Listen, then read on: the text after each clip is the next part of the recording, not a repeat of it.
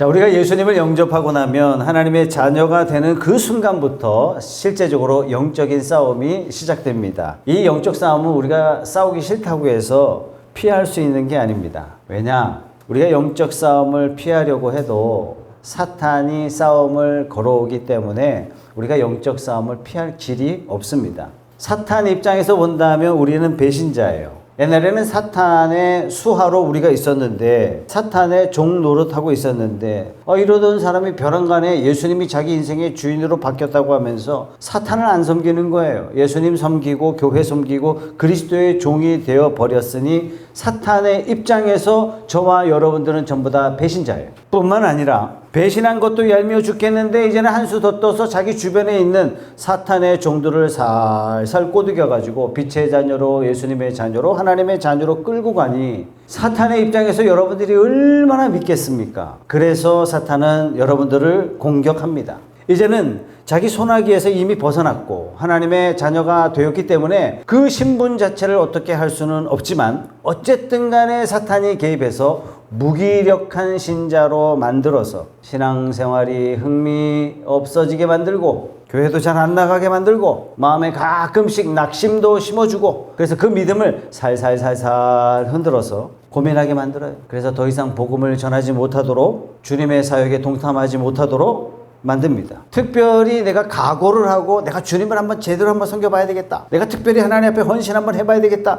이런 생각이 들 때 갑자기 어떤 삶의 사건을 만나게 하고 문제를 만나게 하고 어려움을 만나게 해서 그 입술에 다음에 해야 되겠다. 이런 마음을 자꾸 심어준단 말이죠. 그런데 이런 영적 싸움을 여러분들이 두려워할 필요가 없습니다. 왜냐? 우리는 이미 이긴 싸움을 싸우고 있기 때문에 그렇습니다. 우리는 이미 주님께서 세상에 오셔서 십자가에서 우리 죄에 위하여 돌아가시고 부활하시는 그 순간 하나님께서 사탄의 머리를 밟으셨어요. 죄와 사탄과 죽음을 이미 정복하셨기 때문에 우리는 지금부터 어떤 싸움을 싸우느냐? 결과가 보장된 이미 이긴 싸움을 싸우기 때문에 두려워할 필요가 전혀 없다 하는 것입니다. 우리가 두려워할 필요가 없는 그 두 번째 이유는 뭐냐면 이 영적 싸움이 우리의 인생을 재밌게 만든다 하는 것입니다. 우리 인생을 흥미진진하게 만드는 것이 바로 영적 싸움이에요. 여러분들이 자녀들에 대한 소원이 있잖아요. 그죠? 야, 우리 자녀는 이랬으면 좋겠다. 이야기 다 들어보면 대체적으로 그 소원의 결과가 뭐냐면 아무 문제 없는, 사고 없는 그런 인생이에요. 좋은 학교 가서 좋은 학교 그 졸업하고 좋은 직장 얻어서 좋은 배우자 만나서 자식 하나 낳고 70, 80 건강하다가 아프지 않게 죽는 것. 모든 부모들이 다 이런 소원이에요. 여기 내가 기대하는 이 기준에서 조금만 벗어나면 마음에 막 불안 느끼고 조바심 느끼고. 여러분 생각해 보세요. 이런 삶이 멋진 삶입니까? 아니에요. 소설로 쓴다면요 하나도 재미없는 몸이 건조한 그런 소설이에요. 우리 자녀가 어떤 자녀가 됐으면 좋겠느냐? 실패를 만나도 두려워하지 않고 상처를 만나도 두려워하지 않고 이 극복하는 게 더 중요하지 않습니까, 여러분? 이걸 이겨내는 삶이 멋진 인생이고 이런 인생을 아름다운 인생이다. 그래야 재미난 인생 아니겠습니까? 우리가 영화나 드라마를 볼 때 아무 문제 없는 영화 드라마 봤습니까? 아예 재미가 없기 때문에 나오지도 않는 거예요. 주인공 앞에 고난이 극대화될 때 이 고난을 주인공이 처음에는 힘들어했지만 이걸 이겨낼 때 재미도 있을 뿐만 아니라 재미를 뛰어넘어서 뭔가 인생의 큰 교훈을 우리가 만나기 때문에 야 재밌다 우리가 이렇게 말하는 거 아니겠습니까? 우리가 인생의 어려운 고난도 만나고 때로는 좌절하고 낙심하고 그래서 이 극복해 나가는 이 과정을 통해서 우리 사실 뭐 배우냐면요 가장 중요한 인생의 지혜를 배웁니다. 비록 우리가 상황은 다르고 또 뭐 인생의 크기는 다 다르지만 우리가 지혜를 가진 사람은요 고난을 만난 사람들과 대화를 나누다 보면 어떤 마음이 드냐면 내가 그런 고난들을 극복했기 때문에 이거 아무것도 아니다 이런 마음이 딱 들어요. 그런 사람들에게 이미 고난을 크게 건너온 사람의 이 도움이 필요한 거예요. 야 나도 이런 과거에 이런 것 때문에 낙심하고 좌절했는데 이 사람은 아무것도 아니구나. 이 한마디가요 큰 도움이 됩니다. 그럴 때 우리는 인생이 재미있는 거예요. 금수저로 태어났다, 학교 너무너무 잘 다녔다, 결혼 기가 막히게 잘했다, 직장 좋은 데 갔다, 애 낳았다, 저만 잘 먹고 잘 사다. 하나님 앞에 가서 뭔 얘기를 하겠어요, 여러분? 뭔 얘기 하겠어요? 야, 너 세상에서 뭐 하다 왔냐? 할 말이 없어요. 너는 왜 너 혼자 잘 먹고 잘 살다 왔냐? 왜 주님이 너에게 주신 사명은 하나도 없냐? 너 문제 있는 거 아니냐? 그럼에도 불구하고 우리 삶 가운데 뭐 고난이 있고 고민이 있고 뭐 어떤 사고가 있고 뭐 이런 것들을 싫어하는 이유가 뭐죠? 두려움 때문에 그렇습니다. 이런 문제들이 우리 삶에 끼어들기 시작하면 뭔가 우리 삶의 평온함이 깨지고 불안이 생기고 마음의 근심과 염려가 가득할까봐 이런 두려움 때문에 우리가 이런 사고나 어려움이 없기를 사실은 바랍니다. 그러나 하나님 손에 붙잡힌 사람은 어떤 싸움을 싸우고 있다고요? 영적인 싸움을 싸우고 있다. 이 영적 싸움은 어떤 싸움이에요? 이미 이긴 싸움이에요. 다시 말해서 결과가 보장된 싸움을 우리는 싸우고 있다. 그럼 승리가 보장되어 있다면 우리 삶 가운데 어떤 역경이나 고난, 어려움, 재난, 우리 삶을 피하도록 하나님께서 허락지 않으세요? 오히려 이걸 통해서 하나님께서는 더 풍성한 삶을 살도록 하십니다. 우리로 하여금 더 아름다운 사람으로 만들어주시고 그래서 더 아름다운 삶을 살아가는 주인공으로 만드시기 위해서 하나님께서 가끔 이런 것들을 허락해 주시기도 합니다. 그래서 바울이 로마서 8장 28절에 이렇게 선포하고 있는 거예요. 다 같이 한번 읽어보겠습니다. 시작. 하나님을 사랑하는 사람들 곧 하나님의 뜻대로 부르심을 받은 사람들에게는 모든 일이 서로 협력해서 선을 이룬다는 것을 우리는 하나님을 사랑하고 또 그 뜻대로 부르심을 받은 자들에게는 어떻게 됐다고요? 승리가 약속되어 있는 거예요. 걱정하지 마. 내가 승리 줄게. 걱정하지 마. 뒷일은 내가 책임져 줄게. 어떤 사고, 어떤 재난, 어떤 어려움이 있을지라도 하나님께서 이것을 통해서 결과가 뭐라고요? 선이라고요. 선. 이걸 우리가 알기 때문에 우리 인생에 대해서 너무 조바심을 갖고 너무 염려하고 그러지 마세요. 어려움이 닥쳤을 때 뭐 땅이 꺼질 듯이 막 낙담하고 그렇게 하지 마세요. 오히려 하나님께서 이 고난을 통해서 도대체 어떤 일을 계획하고 계신가? 하나님의 일을 기대하면서 어려움을 극복하는 저와 여러분들이 다 되시길 주님의 이름으로 축복합니다. 여러분 이게 성도됨의 특권이에요. 세상은 기대할 대상자가 없기 때문에 응답하지 않은 나무나 금덩어리에다가 기도하기 때문에 어떤 응답도 받을 수 없지만 성도는 살아계신 하나님께 간구하기 때문에 들으시고 응답하셔서 반드시 여러분의 삶을 선으로 바꾸실 줄 믿으시기 바랍니다. 자, 오늘 본문의 말씀에 바울과 실라가 복음 전하는 중에 고난을 당합니다. 인간적인 눈으로 봤을 때 이건 실패예요. 고난이에요. 좌절이에요. 끝난 거예요. 그런데 하나님께서 승리로 만들어 주시고 문제를 오히려 축복으로 바꾸시는 것을 오늘 말씀을 통해서 우리가 알 수 있습니다. 여러분이 예수님을 영접하면 영적인 싸움을 싸울 수밖에 없어요. 사탄은 예수님의 십자가로 인해서 이미 심각한 상태에 이미 놓여 있어요. 예수 믿는 우리는 사탄의 배신자가 됐기 때문에 끊임없이 사탄이 우리를 괴롭혀요. 그러나 성도는 승리할 수밖에 없다. 사탄은 반드시 패배할 수밖에 없다. 사탄이 집요하게 우리를 공격하거든요. 어떻게 공격하느냐? 첫째는 악령을 통해서 공격하고 둘째는 사람을 통해서 우리를 공격합니다. 16절에서 18절까지 말씀 보면 악령을 통해서 공격하는 걸 보여주고 있죠. 바울과 실라, 디모데가 빌립보에 갔을 때 사람들이 모여서 기도하는 기도처소에 사람들이 모여 있지 않았어요. 그래서 어디서 사람들이 모이나 해서 강가에 갔더니 여자들이 모여서 있던 것을 보고 바울과 실라, 디모데가 복음을 전합니다. 이곳에서 누구를 얻게 되죠? 루디아라는 아주 귀한 여인을 얻게 됩니다. 바울과 실라가 계속 전도합니다. 이때 어떤 점쟁이가 하나 있었는데 이 점쟁이가 바울과 실라가 복음을 전하는데 방해를 해요. 이 점치는 귀신 들린 여인이기 때문에 어떻게 해요? 귀신이 들렸기 때문에 귀신처럼 알아요. 바울과 실라, 디모데가 막 전도하러 나가는데 17절 말씀 보세요. 이 여자가 바울과 우리를 따라오면서 큰 소리로 이 사람들은 지극히 높으신 하나님의 종들인데 여러분에게 구원의 길을 전하고 있다 하고 외쳤다. 언뜻 보면 전도하고 있는 것 같죠. 귀신이. 근데 귀신이 전도할 리가 없죠. 방해하는 거예요. 전도자의 전도를 방해하고 있는 거예요. 회방하고 있는 거예요. 그러면 이게 왜 회방입니까? 아니 전도하는 것 같은데. 대중을 선동해서 바울과 실라를 위태롭게 만드는데 바울과 실라, 디모데가 전도하는 거에 대해서 도전하고 있어요. 어떻게 도전해요? 나는 너의 정체를 다 안다. 네가 뭘 전할지도 다 안다. 그러면서 그들의 신분을 이미 노출하면서 사람들한테 자기가 감탄과 존경을 받아내면서 전도자들을 비웃고 있는 거예요. 니까짓게 가장 높으신 하나님의 구원을 전파해? 감히 김 빼고 있는 거예요. 자, 자, 무슬림권의 선교사님들이 복음을 전하면 방해가 이미 시작이 돼요. 이미 들어가자마자 신분이 뭔지 이미 다 드러나 있어요. 앞으로 선교사가 올 거다. 선교사가 오면 이렇게 말할 거다. 예수가 처녀의 몸에서 태어났다고 죄를 위해서 돌아가셨다라고 말할 것이다. 그리고 돌아가셨다가 부활했다고 또 거짓말을 할 것이다. 여기까지 다 복음이죠. 말도 안 되는 소리, 이런 소리 너희들 믿으면 안 된다. 이미 이런 정보를 듣고 나니까 선교사가 가가지고 막 벅찬 감격으로 복음 막 전하면 자기들 이미 다 들은 얘기예요. 김 빠지는 거예요.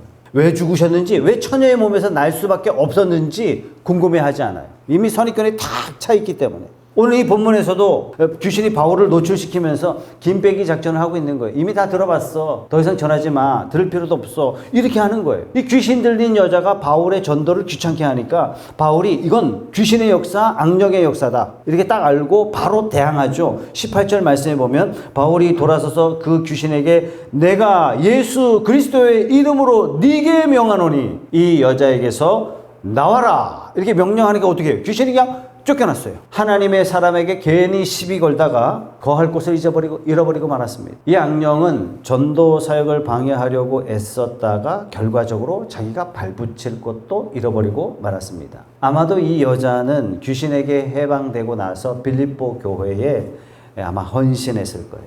우리에게 예수님의 이름이 있는 줄 믿으시기 바랍니다. 그렇다면 우리가 악령의 도전들을 여러분 두려워해서는 절대로 안 돼요. 걱정해서도 안 되고 무섭다고 벌벌 떨어서도 안 되고 예수님의 이름은 하늘과 땅의 모든 권세를 가지신 그 이름인 줄 믿으시기 바랍니다. 우리 예수님의 이름은 죽음과 사탄과 죄를 정복하신 그 이름이기 때문에 우리가 그 이름을 갖고 있는 동안에는 우리가 악령을 두려워할 필요가 전혀 없어요.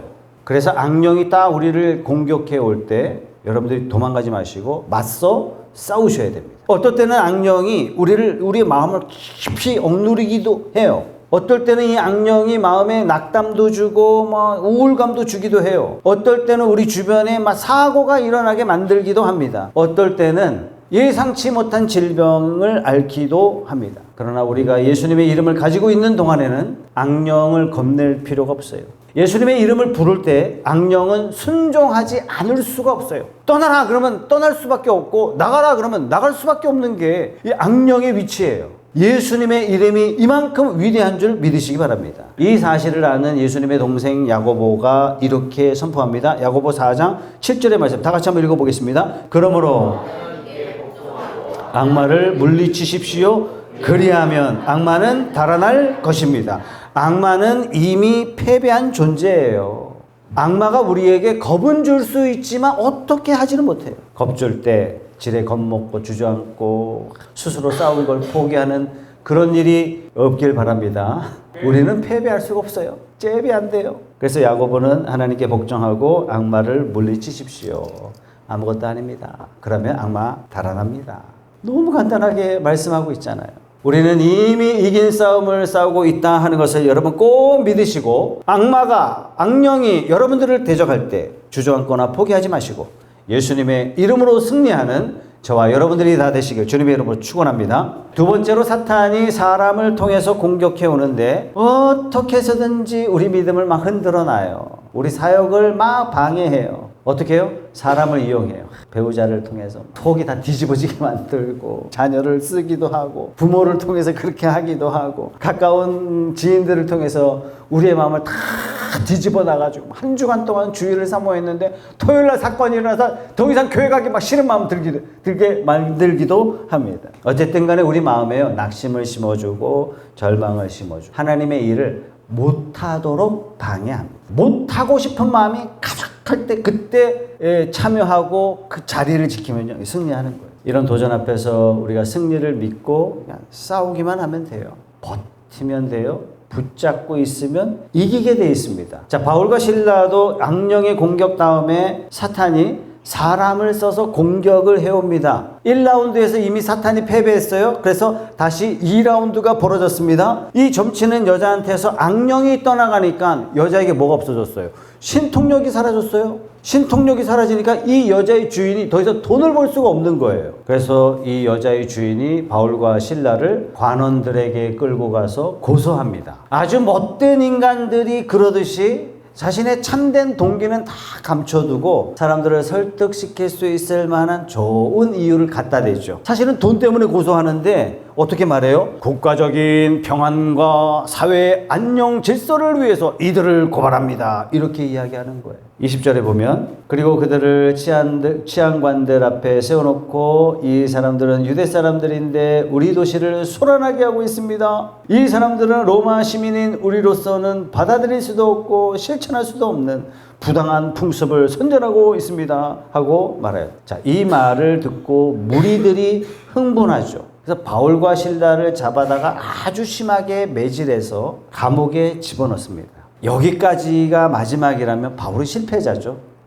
패배자예요. 마귀가 승리한 거죠. 그러나 승리한 싸움을 싸우고 있는 성도가 패배할 수는 없습니다. 바울과 실라가 한밤중에 기도하고 찬양했을 때 하나님께서 직접 개입하십니다. 초자연적인 역사를 나타내셨어요. 지진이 나면서 문이 열리고 수갑이 풀리고 착고가 풀리고 잠자던 간수가 깨어나서 보니까 감옥 문들이 다 열린 거예요. 여러분, 그 당시에 누가 감옥을 지켰냐? 과거에 총사령관을 따라서 유럽 대륙을 전쟁터를 다녔던 로마의 군인들이 은퇴자로 한 도시를 정하면 그곳에 자리를 마련하는데 대체적으로 감옥을 관리하는 간수 역할을 많이 했어요. 이들이 이미 군인 정신이 철저했기 때문에 로마 군인들은 자기 밑에 특히 사형범이 있었는데 이 사형범이 도망갔다. 그러면 간수가 사형을 당하게 돼 있어요. 그래서 자기 칼로 목에다 딱 갖다 대고 찌르려고 했단 말이죠. 이때 바울이 긴급하게 말립니다. 가만. 28절 말씀 보세요. 그대는 스스로 몸을 해치지 마시고 우리 모두 그대로 있습니다.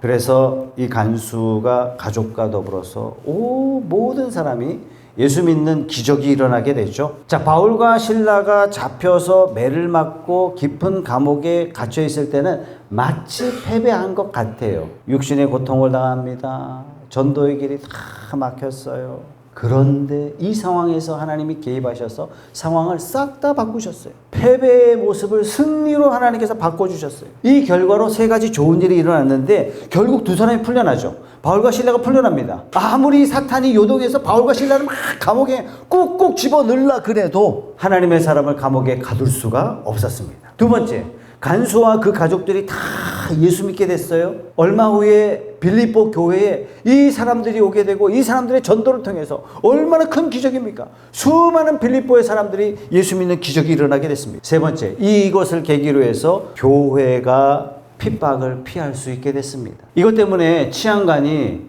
이 정도면 바울과 실라를 어느 정도 혼냈다 싶어가지고 야, 이제 풀어줘라 이렇게 말했단 말이죠. 표현은 그렇지만 뭐 때문에 했어요? 두려운 거예요. 치안관도. 이 두 사람 감옥에 들어가면 지진 나고 난리가 나고 이때 바울이 이렇게 이야기합니다. 아니, 치안관들이 로마 시민인 우리를 유죄 판결도 내리지 않은 채 사람 앞에서 때리고 감옥에 가두었다. 이제는 슬그머니 우리를 풀어준다는 얘기입니까? 안 됩니다. 그들이 직접 와서 우리를 석방해야 됩니다. 자, 당시 로마 시민권자는 어떤 사람들이냐? 해외에서요, 잡혀갈 수가 없어요. 고소를 당할 수가 없어요. 로마 시민권자는 치유의 법권입니다. 아무리 사람을 죽였어도 수갑을 채울 수가 없도록 돼 있어요. 특별히 사형에 해당하는 죄를 지었다면 황제가 직접 판결을 내립니다. 저놈은 사형. 이래야 사형을 당할 수 있어요. 특별히 내가 고소를 당했는데 황제 앞에서 내가 심판받고 싶다 이렇게 표현하면요, 반드시 시저 앞에 가서 심판을 받도록 돼 있습니다. 이게 바로 로마 시민의 특권입니다. 어마어마하죠. 근데 바울이 실라가 로마 시민권자예요. 근데 이 로마 시민권자를 이렇게 물어보지,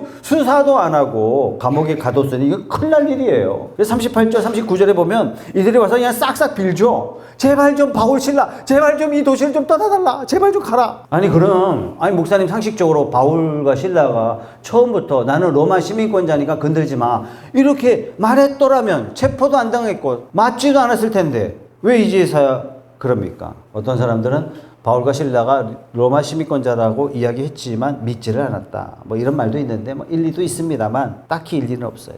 아마도 바울은 처음부터 로마 시민권자임을 일부러 밝히지 않았을 것이다. 바울은 고난을 두려워하는 사람이 아니거든요. 복음 전하다가 고난받는 걸 두려워하지 않았어요. 근데 자기가 복음 전하고 떠났을 때 빌립보 교회를 가만히 생각해 보면 핍박받을 것 같았어요. 그래서 바울이 다시는 빌립보 교회를 손대지 못하도록 엄포를 놓기 위해서 시민권자임을 처음에 밝히지 않았다고 저는 생각합니다. 바울이 고난당했지만 이 고난을 통해서 어떤 일이 벌어졌어요? 간수와 가족들이 예수 믿게 됐어요. 기적이 일어났어요. 치안관들 마음 가운데 하나님에 대한 두려움을 깊이 각인시켜놨어요. 그래서 더 이상 교회를 건드렸다가는 안 되겠다, 이런 마음까지 만들어줬단 말이죠. 하하, 모든 것을 협력해서 선을 이루시는 하나님, 이미 이겨놓으시고 우리에게 승리 주신 하나님께서는 초자연적인 역사를 통해서 오히려 더 좋은 결과를 만들도록 하셨던 겁니다. 만일 바울이 매를 맞고 감옥에 갇힌 이런 사건이 없었다면 하나님께서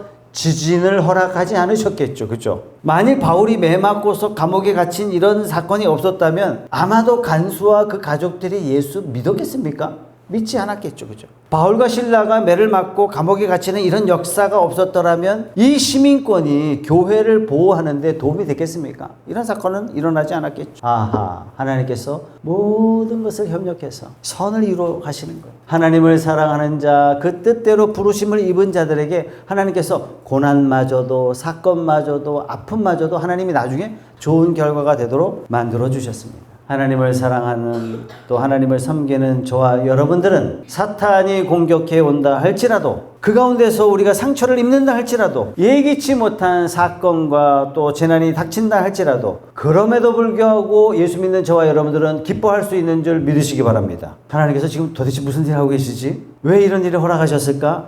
이런 일을 기대하면서 고난을 대하시는 여러분 되시기 바랍니다. 성도 여러분, 우리는 패배할 수가 없어요. 그런 삶을 살아가고 있는 겁니다. 우리는 망할 수가 없어요. 우리는 반드시 승리할 수밖에 없는 삶을 사는 사람들입니다. 어떤 상황 속에서도 승리를 꼭 믿으시고 영적인 싸움에 승리하는 저와 여러분들이 다 되시길 예수님의 이름으로 축원합니다. 그런데 이런 영적인 승리는 뭐 저절로 주어지냐? 그래, 오늘도 패배해보고 내일도 패배하고 저보고 사건 만나보고 다 나중에 선으로 바꾼지 내가 한번 똑똑히 한번 봐보자. 우리가 닥치는 모든 사건과 재난이 다 나중에 저절로 다 축복이 되느냐? 아닙니다. 재난을 축복으로 만들고 하나님이 이루어 놓으신 승리를 나의 것으로 만들기 위해서 우리가 해야 될 세 가지가 있어요. 첫째가 뭐냐? 영적 싸움에서 승리하기 위해서 첫째, 복음을 전해야 돼요. 왜 사탄이 공격합니까? 복음 전하기 때문에 그래요. 복음 전하기 때문에 그래서 사탄이 공격하는 겁니다. 그렇다면 하나님의 임재가 강력히 나타나는 그런 이김이 있는 패배마저도, 절박한 패배마저도 놀라운 승리로 바꿔주시는 이 초자연적인 역사가 일어나는 이기는 삶, 승리하는 사람, 기적 같은 삶, 이런 삶을 살려면 우리 기를 쓰고 복음 전해야 됩니다. 이 가운데 하나님이 역사하십니다. 복음을 전하는데 방해가 왔다. 무슨 사인이에요? 어려움이 왔다. 무슨 사인이에요? 하나님이 개입할 준비를 하고 계신 거예요. 근데 복음을 전하는데 어려움이 왔다. 힘듦이 왔다. 다음에. 나중에. 이렇게 미루고 포기하면요, 하나님의 일하심을 눈앞에서 놓친 거예요. 사탄이 원하는 대로 된 거예요. 우리가 낙심해서 당황해서 복음 전하는 거 그만둔다면 사탄이 딱 얘기해요. 옳거니. 그럼 그렇지. 잘했어.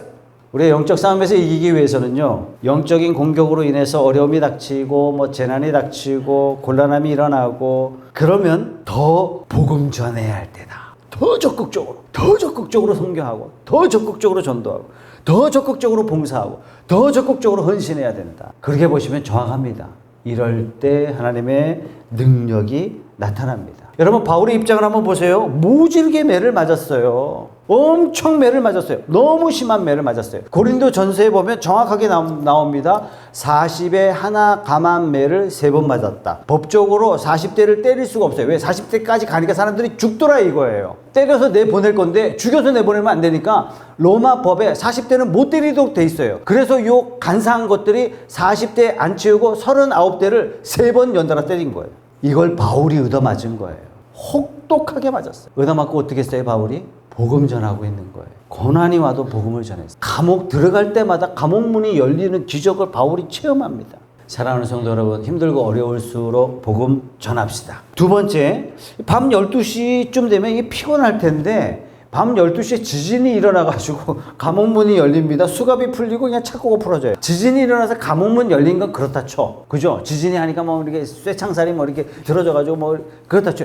아니, 수갑과 착고는 어떻게 풀리냔 말이에요. 지진이 일어난다고. 그래서 일반 역사에도, 기독교 역사가 아니라 일반 역사에도 이 사건을 그대로 기록합니다. 이때 벼랑간에 지진이 일어났다. 그러면 바울과 실라가 뭐 했을 것 같아요? 제일 먼저 놀랍게도 복음을 전합니다. 밤 12시 매우 피곤한데 이 경황이 없는 상황에서 무슨 일을 했느냐? 복음을 전합니다. 30절에서 32절 말씀에 보면 간수가 묻죠. 두 분 사도님, 내가 어떻게 해야 구원을 얻을 수 있습니까? 31절 말씀에 그들이 대답하였다. 주 예수를 믿으시오. 그리하면 그대와 그대의 집안이 구원을 얻을 것입니다. 32절 말씀.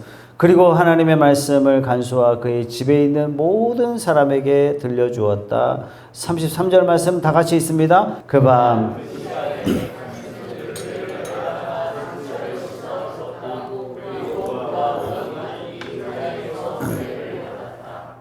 이상하지 않아요, 여러분? 저 같으면 지진 나서 이렇게 풀어지면 제일 먼저 상처 치료부터 먼저 받을 것 같은데 바울과 실라는 자기 상처가 우선이 아니에요. 자기 상황이 우선이 아니에요. 복음이 우선이에요. 이야, 바울의 열정이 있죠, 그죠? 복음에 대한 열정이 있어요. 여러분, 영적 싸움에서 승리하기 위해서는 이런 열정이 필요합니다. 전도합시다. 오늘날에도 사도행전 같은 기적이, 신비한 기적이 막 일어나죠. 근데 이런 신비한 기적들이 대부분 어디서 일어납니까? 선교지에서 일어나요. 이런 간증을 누가 제일 많이 하느냐? 선교지에서 이런 간증이 많습니다. 그러니까 하나님의 능력이 복음이 전파되는 곳에 같이 하기 때문에 여러분들이 하나님의 능력을 체험하기를 원한다면 복음 전도에 앞장서야 됩니다. 영적 공격을 이기기 위해서는, 하나님의 능력을 체험하기 위해서는 지진으로 감옥문이 열리는 것 같은 초자연적인 역사를 우리가 경험하기 원한다면 복음 전선에 뛰어 들어가야 돼요. 내가 이런 영적 공격을 받고 있다. 아, 이거 복음 전하라는 사인이구나. 그렇게 보시면 거의 맞아요. 주님의 일을 더 열심히 하라는 사인이구나. 그렇게 보시면 맞습니다. 그렇게 아시고 주님의 일에 더 깊이 동참하시는 저와 여러분들이 되십시다. 이런 영적 싸움에 승리한 바울이 딱 한 가지 일을 했는데 그게 바로 기도입니다. 25절에 보니까 한밤쯤 돼서 바울과 실라가 기도하면서, 이 문맥을 보면 바울과 실라가 감옥에 들어가서 한참 있다가 12시 돼서 기도했을까요? 아닌 것 같아요. 감옥에 들어가자마자 계속 기도했을 것 같아요. 오랫동안 기도했습니다. 이런 기도를 통해서 능력이 나타나게 되죠. 우리가 영적 공격을 받고 우리 주위에 역경과 사고가 생기면 사실 기도가 줄어들기가 쉬워요. 그죠? 한번 공격을 딱 받으면 마음에 깊이 우울감이 오거나 어떤 이렇게 낙담이 되거나 그러면 기도가 되질 않아요. 어떤 영적 공격을 받으면 사실 기도가 게을러지는 게 십상입니다. 그럴 때일수록 기도해야 됩니다. 선교사님 이렇게 뭐 연락을 주고받다 이렇게 하다 보면 뭐 어려운 일이 있고 뭐 힘든 일이 있고 이야기를 하세요. 가만히 생각해보니까 기도가 느슨해졌다 이런 게만 느껴져요. 그래서 그 소식 때문에 기도 열심히 합니다. 기도합니다. 더 기도합니다. 더 기도합니다. 그리고 나서 전화를 해보면 문제들이 해결됐다. 풀어졌다. 이런 얘기, 이런 게 비일비재해요, 여러분. 비일비재해요. 사랑하는 성도 여러분, 여러분 삶 가운데 영적인 공격이 온다. 영적인 침체가 왔다. 생각지도 않은 이상한 일들이 일어났다. 그러면 요거 기도해야 되는구나. 기도로 승리하시는 여러분들 되시기 바랍니다. 세 번째, 영적 싸움에 이기기 위해서 하나님을 높여드려야 돼요. 찬양해야 됩니다. 25절 말씀해 보니까 한밤쯤 되어서 바울과 실라가 기도하면서 하나님을 찬양하는 노래를 부르고 있는데 죄수들이 듣고 있었다. 이렇게 이야기합니다. 이때 지진으로 감옥문이 열렸어요. 바울과 실라의 감옥문만 열렸을까요? 아니에요. 모든 감옥문이 다 열립니다. 원어로 봤을 때 이게 복수로 쓰여져 있거든요. 다른 죄수들이 감옥문이 열렸으니까 얼마든지 도망갈 수 있는데 도망치지 않았어요. 왜 그랬을까요? 상황 잘 생각해 보세요. 바울과 실라가 막 기도하고 있는데 지진이 일어났어요. 그 순간 모든 감옥문들이 척척척척척 다 열렸어요. 이때 바울과 실라가 하나님께 찬양을 올려드립니다. 어떤 죄수들도 감옥문을 나가지 않았어요. 왜 그랬을까요? 엄청난 매를 맞고 엄청난 역경 가운데 찬양하고 있는 바울과 실라 이 두 사람에게 모든 감옥에 갇힌 죄수들이 마음을 다 뺏긴 거예요. 그들을 바라보고 있는. 사랑하는 성도 여러분, 찬양하십시오. 우리가 영적 싸움을 싸우는 가운데 우리에게 어려움이 생기고 역경이 생기고 사고가 생겼을 때 이때 보통 사람들이 하나님을 안다는 사람들이 일반적으로 행하는 행동, 하나님을 원망합니다. 무너지는 거예요. 실패하는 거예요. 하나님 어디 있어? 뭐 이렇게 얘기해요. 하나님 왜 나만? 찬양하십시오. 왜 이런 일이 나에게 생겨야 됩니까? 원망하지 마시고 하나님께서 이 상황도 선으로 바꾸실 줄 저는 믿습니다. 하나님께서 영광을 받으시려고 우리를 우리 스스로 뛰어넘을 수 없는 고난 가운데 잠시 두시는 겁니다. 너 걱정하지 마. 내가 너에게 승리를 반드시 만들어 줄게. 여러분, 우리가 방금 불렀던 이 찬양은 사실상 배경이 역대하 20장이에요. 역대하 20장에 보면 여호사밧이라는 왕이 있었는데 BC 기원전 853년경에 있었던 왕입니다. 유다 나라의 왕이에요.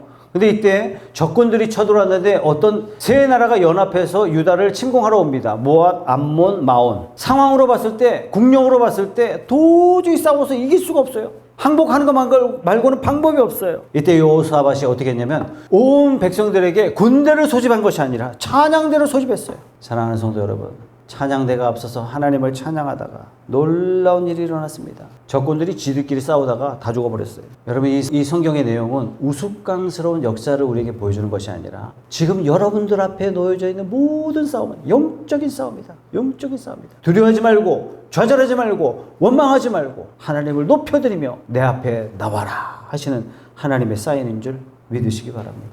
아멘. 우리 성도들은 어떤 사람들이에요? 우리 성도들이 최악의 상황이 뭡니까? 죽는 거잖아요. 죽는 거. 죽으면 어떻게 됩니까? 기다리던 고향 하나님 앞에 하나님 품 안에 가는 거잖아요. 그죠? 우리는 뭐예요? 최소한 천국이에요. 천국 가면 뭐합니까? 주님 얼굴 맞대고 그동안 우리가 살아왔던 삶에 대해서 하나님이 상 주시잖아요. 그죠? 우리 상 받으러 가는 거예요. 상 받으러. 죽음조차도 축복으로 바꾸어 주신 우리 하나님. 여러분들은 죽음조차도 축복이에요. 얼마나 복된 사람입니까? 성도는 승리할 수밖에 없는 줄 믿으시기 바랍니다. 아멘. 영적인 싸움에서 여러분 절대로 지지 마시고 영적인 공격이 딱 올 때 여러분 기꺼이 도전하시고 기도하시고 찬양하시면서 승리하실 뿐만 아니라 여러분들이 이 고난이 아니고는 이룰 수 없는 하나님의 놀라운 일들을 여러분들이 늘 체험하면서 하나님을 높여드리는 저와 여러분들 다 되시길 축원합니다. 우리 함께 기도합시다.